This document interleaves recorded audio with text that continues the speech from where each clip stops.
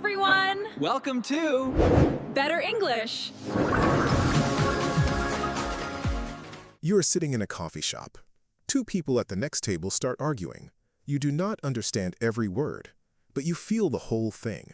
That feeling, that is real English. Today we have a story for you. A real situation. Two people, one coffee shop, one big misunderstanding. And by the end, you will have the vocabulary to talk about conflict, feelings, and making things right. This episode is slow English listening practice. We tell the story in parts. We stop, we explain, we make sure you get it. No rushing. Let us get into it. Here is the first thing you need to know. Arguments in English are not just about angry words. They are about what people do not say. Think about that. Arguments in English are not just about angry words. They are about what people do not say. Exactly, and that is what makes this story interesting. The two people in our story are not bad people. They just stop listening to each other. That happens to all of us. The story starts on a Tuesday morning. Her name is Emma. She is 26 years old. She works in a small design studio around the corner. Every morning she stops at the same coffee shop.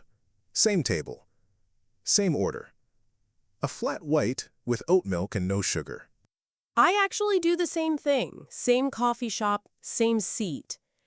There is something really comforting about a routine. It feels like the day is starting right. Emma feels exactly that way. The coffee shop is her quiet time before work. She sits down, opens her notebook, and writes a few things she wants to do that day. It is a small habit, but it matters to her. And we have a word for that kind of habit. David, what is the word? The word is ritual. A ritual is something you do regularly that has meaning to you. It is more than just a habit, it feels important. A ritual is something you do regularly that has meaning to you. So Emma has her morning ritual. Coffee, notebook, quiet time. She is not looking for conversation. She is not in a bad mood. She just wants her peaceful start to the day. But today is different. Emma walks in and the shop is more crowded than usual. There is only one free table, and it is not her usual spot. A man is sitting there. His name is Tom. He has a laptop open, 3 empty coffee cups in front of him, and papers everywhere. Okay, so I already feel something here. Tom has basically taken over the table. And if you are someone who values your space and your routine, that is already a little frustrating. And here is a key phrase for you. When a place or situation does not feel right, you can say something feels off. Something feels off. That means it does not feel normal. It does not feel comfortable. Let that sink in. Something feels off. Emma notices the table situation. She looks around. No other seats. She sighs. That means she breathes out slowly because she is a little disappointed, and she walks to the counter to order. She orders her flat white with oat milk. The barista, a young woman named Lily, smiles and says it will be ready in a few minutes. Emma pays and stands to the side. She checks her phone. She is already a little tense. Tense is a great word here. When you are tense, your body feels tight. Your mind feels ready for something to go wrong. It is not the same as angry. It is more like waiting for a problem. And while Emma is waiting, something happens. She hears Tom on the phone. He is talking loudly, very loudly. He is saying things like, "I need this done today," and "that is not good enough." He sounds stressed, and he is not keeping his voice down. Before we go on, if this slow English story format is working for you, please hit subscribe. We make new episodes every week, and I really do not want you to miss them. She is right. Okay, back to Emma. She gets her coffee. She looks at the room one more time. The only option is to sit at a table near Tom. Not with him, just next to him. She sits down. She opens her notebook. She tries to focus. But Tom is still on the phone, and now he is pacing. That means walking back and forth, right next to her table. Emma looks up. She does not say anything yet. But she is thinking something. Here is another key phrase. When you want to say something but you hold it in, we say you bite your tongue. You bite your tongue. You stop yourself from speaking. Think about the last time you bit your tongue in a situation like this. Emma is biting her tongue right now. And that is where part 1 ends. Emma is in the coffee shop. Her routine is disrupted. Tom is loud and taking up space. And Emma is trying to stay calm. But something is building. So Emma is sitting there, coffee in front of her, notebook open. Tom is still pacing and talking loudly on the phone. And then he finishes the call. There is a moment of silence. You know that feeling when something loud suddenly stops? It is almost louder than the noise itself. I remember sitting in a library once when someone's alarm went off for 2 full minutes. When it stopped, everyone just stared at each other. Emma feels that relief for about 5 seconds. Then Tom sits back down at his table, looks at his laptop, and lets out a very loud sigh. Not a small one, a big, dramatic one. Like the whole world needs to know he is stressed. Okay, I feel for Tom a little here. He sounds overwhelmed. But I also understand why Emma is frustrated. There is a social rule in coffee shops. You keep your stress to yourself. And that brings us to a key phrase. When someone behaves in a way that ignores other people around them, we say they are being inconsiderate. Inconsiderate means you are not thinking about how your actions affect others. Let that sink in. Inconsiderate means you are not thinking about how your actions affect others. Emma decides she has had enough. She looks over at Tom and says, very politely, and this is important, she is polite at first. She says, "Excuse me, would you mind keeping it down a little? I am trying to focus." That phrase is really useful. Would you mind keeping it down? It means, please be quieter. It is polite. It is not aggressive. It is the kind of thing you say when you want to solve a problem without starting a fight. But Tom does not hear it that way. He looks up from his laptop. And here is where things go wrong. He says, "I am just working. This is a public place." Now, Tom is not entirely wrong. It is a public place. But the way he says it, the tone, makes it sound like he is dismissing her. Dismissing someone means you treat their concern as unimportant. You wave it away. Here it is again. Dismissing someone means you treat their concern as unimportant. Emma feels something shift inside her. Have you ever asked for something calmly and had someone respond in a way that made you feel stupid for asking? That is exactly what Emma feels right now. She says, I understand it is a public place. I am just asking you to be a little more aware of the people around you. The word aware is key here. Aware means you notice and understand what is happening around you. If you are aware of others, you think about how your actions affect them. Tom closes his laptop. Not gently. He closes it with that particular kind of controlled slam. That is not quite a slam, but is definitely a message. And he says, I have been here for 3 hours. I have as much right to this space as you do. And he is right about that too. That is what makes this argument interesting. Both people have a point, but neither of them is actually listening to the other one. This is a classic misunderstanding. Two people talking, but not communicating. There is a big difference between talking and communicating. David, can you give us the key concept here? Yes, talking means making words. Communicating means making sure the other person actually understands you. You can talk for an hour and communicate nothing. Think about that. Talking means making words. Communicating means making sure the other person actually understands you. Emma pushes her chair back slightly. She is not leaving, but she is putting distance between herself and the conversation. And then she says something that changes the whole energy of the moment. She says, you know what, forget it. And she looks back at her notebook. Forget it is a very loaded phrase in English. It sounds like you are ending the conversation, but it often means the opposite.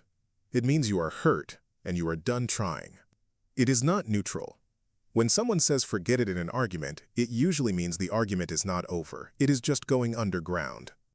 Going underground is such a good way to describe it. The words stop, but the feeling stays. And Tom feels it. He opens his laptop again, but he's not really working. He is thinking about what just happened. So now the coffee shop is quiet again. Emma is looking at her notebook, but not writing anything. Tom is staring at his laptop, but not typing. Lily the barista is behind the counter pretending she did not hear any of it. I love that detail about Lily. Staff in coffee shops hear everything. Everything. I used to work in a cafe during university. You would not believe the conversations I overheard. You just learn to look very busy. About 5 minutes pass. Then Tom does something unexpected. He gets up, walks to the counter, and orders 2 coffees. He comes back, he puts 1 coffee on Emma's table without saying anything. Oh, okay. That is a move. I did not see that coming. What do you do in that situation? Do you accept it? Do you ignore it? It is such an awkward moment. Emma looks at the coffee. She looks at Tom. He is already sitting back down. He glances up and says, "Oat milk, right? I heard you order. I am sorry for being loud. I have a difficult client, and I took it out on the room." There is a brilliant phrase in there. He took it out on the room. When you take something out on someone, you direct your negative feelings toward them, even though they are not the cause of your problem. You are angry at something else, but you express that anger somewhere it does not belong. One more time, when you take something out on someone, you direct your negative feelings toward them, even though they are not the cause. Emma looks at the coffee again. And then she does something that I think is really brave. She says, "Thank you, and I am sorry too. I could have said that more kindly." She admits her part in it. That takes confidence. That word admit is so important here. To admit something means to say that something is true, even when it is uncomfortable. You are not blaming yourself completely. You are just saying honestly, I could have done that better. Check the description, by the way. There is a PDF connected to this episode with all the key phrases and a short practice exercise you can use after watching. Tom nods. He says, "I have been in this coffee shop since 7 this morning. I have a presentation due at noon, and my internet at home stopped working. And suddenly everything makes sense. The 3 empty cups. The loud phone call. The stress." And here is the misconception moment. A lot of people think that when someone is rude to them, it means that person does not like them or does not respect them. But actually, most of the time, rude behavior in public is not about you at all. Right, that actually makes a lot of sense. When someone snaps at you or is short with you, they are usually carrying something you cannot see. That does not make it okay, but it explains it. Exactly. Emma asks Tom what his presentation is about. He says it is a pitch for a new app, something that helps small restaurants manage their bookings. Emma smiles because she is a designer. She says, "I design interfaces. What does your app look like right now?" And just like that, the argument becomes a conversation. This is something important to notice. Conflict can open a door. When 2 people work through a difficult moment together, they sometimes end up closer than they would have been if nothing had happened. We have a phrase for this too. What is the phrase? To clear the air. When you clear the air, you deal with the tension directly, and after that, everything feels lighter and more honest. You clear the air. After that, everything feels lighter and more honest. Tom and Emma end up talking for 40 minutes. She sketches a rough idea for his app interface on the back of one of his printed papers. He says it is the best feedback he has received all week. They exchange numbers. And Emma never even opens her notebook that morning. The thing she was trying to protect, her quiet, her ritual, her focus, she gives all of it up. But she gets something she was not expecting. A connection. And her coffee was good too. Tom had remembered the oat milk perfectly. Okay. The story is finished. Now let us do the part that will actually change your English. We are going to go through the key phrases from the story. Not as a list, as a conversation, because that is how you remember things. And ask yourself this, how many of these phrases could you use this week in real life, not in a test, in an actual conversation? That is the goal. Let us start with the first one. Something feels off. You use this when a situation does not feel right. Not dangerous, not terrible, just not normal. Maybe you walk into a meeting and the energy is strange. Maybe a friend replies to your message in an unusual way. Something feels off.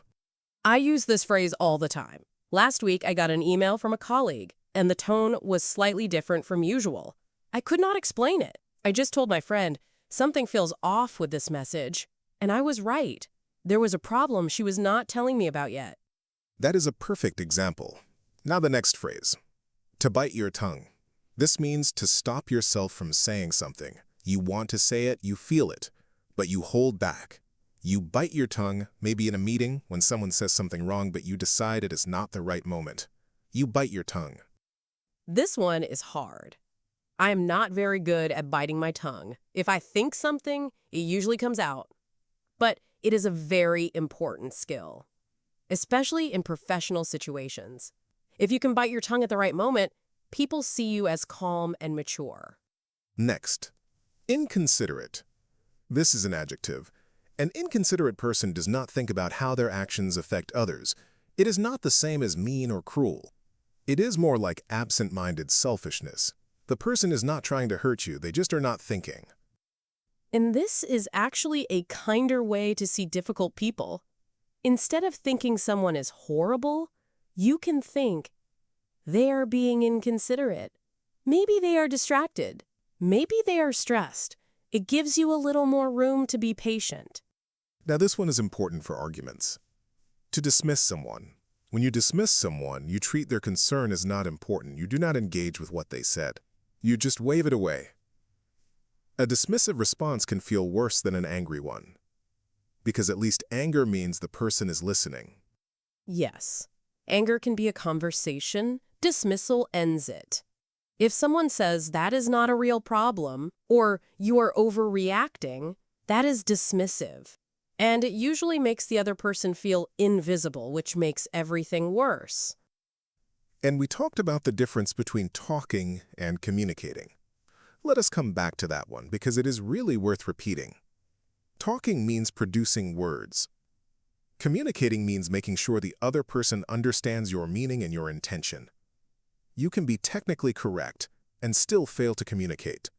This is actually something I think about a lot. I remember an argument with a friend a few years ago. I said exactly what I meant. Every word was accurate, but my tone was all wrong. She heard something different from what I intended. We were both confused for days after that. Tone is a whole other lesson. But the takeaway here is this.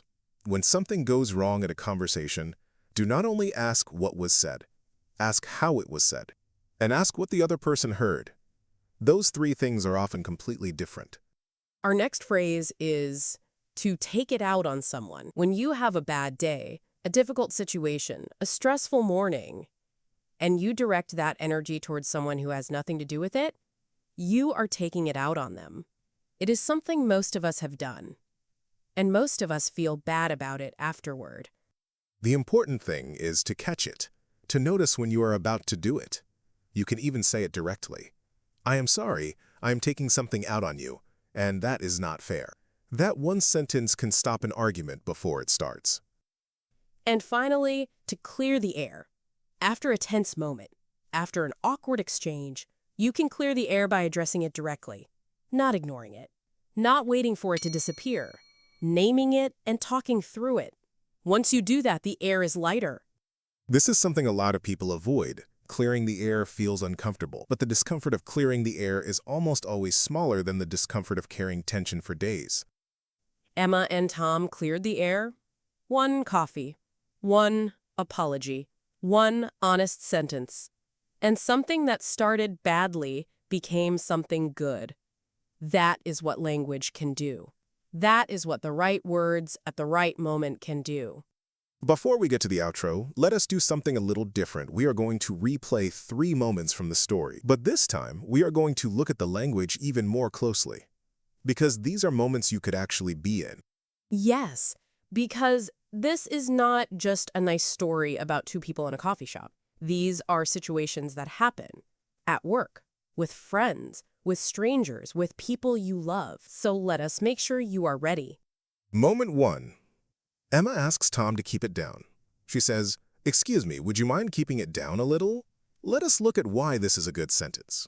It starts with, "Excuse me," that signals polite interruption. Then, "Would you mind?"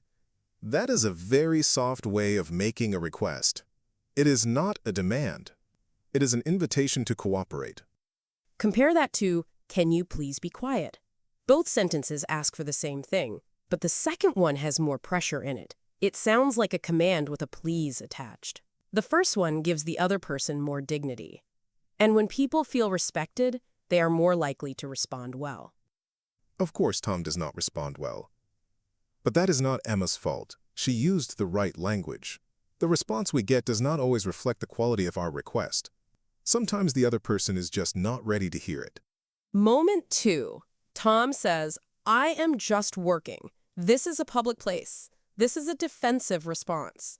Defensive means you feel attacked and you are protecting yourself. The problem with defensive responses is they close down the conversation. They say, I am right and you are wrong before any real conversation happens. When you are in an argument and you feel yourself getting defensive, there's a useful question to ask yourself. The question is, what is this person actually trying to tell me? Not the words, not the tone, the meaning underneath. Usually the meaning underneath is simpler and less threatening than it first sounds. Emma is saying she needs quiet to focus. That is the whole message. Under all the tension, that is all she is saying. If Tom had heard that, just the core message, the argument might never have started. Moment 3. Emma says, you know what, forget it. We talked about this phrase already, but let us go deeper. In English, the phrases you use to end a conversation often carry more emotional weight than anything said before them. Forget it. Never mind. It does not matter. These sound like exits, but they are usually invitations in disguise. An invitation to do what? An invitation to say, wait, I want to hear you. I do not want you to feel dismissed. The person who responds to forget it with no tell me, that person wins the conversation, not because they argued better, but because they chose connection over being right. That is such an important idea. Choosing connection over being right. I think a lot of arguments in English, and in any language, stay broken because someone would rather be right than understood, or would rather be right than make the other person feel heard. And here is the key concept I want to leave you with from this part. Being good at English is not just about grammar and vocabulary. It is about knowing what kind of moment you are in. Is this a moment to speak? Or a moment to listen? Is this a moment to explain? Or a moment to ask a question? The best English speakers are the ones who read the room. Read the room. That is a great phrase to add to today's collection. When you read the room, you pay attention to the mood and energy around you, you notice how people are feeling, and you adjust what you say and how you say it based on what the moment needs. Read the room means you pay attention to the mood around you and adjust your language accordingly. Emma read the room when she accepted Tom's coffee. She could have said no. She could have stayed cold. But she noticed a gesture of apology, and she responded to it. Tom read the room when he bought her a coffee without making a speech about it. Sometimes the most powerful communication is the kind with no words at all. By the way, the PDF in the description has all of today's key phrases with example sentences and a short writing practice. If you want to really lock this vocabulary in, that is the place to do it. It takes about 10 minutes and it makes a big difference. Okay, let us wrap up.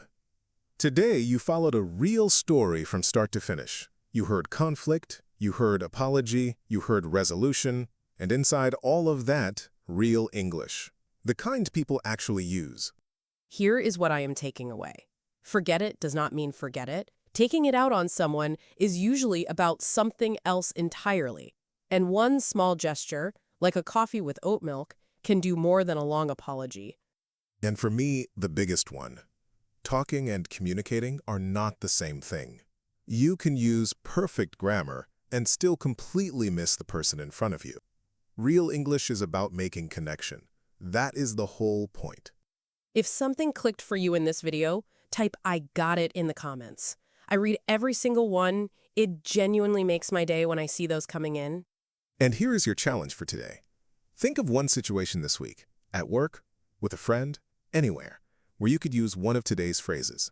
Just one. Pick would you mind, or clear the air, or read the room. Use it once, in real life, and notice what happens. That is how vocabulary moves from your head into your life.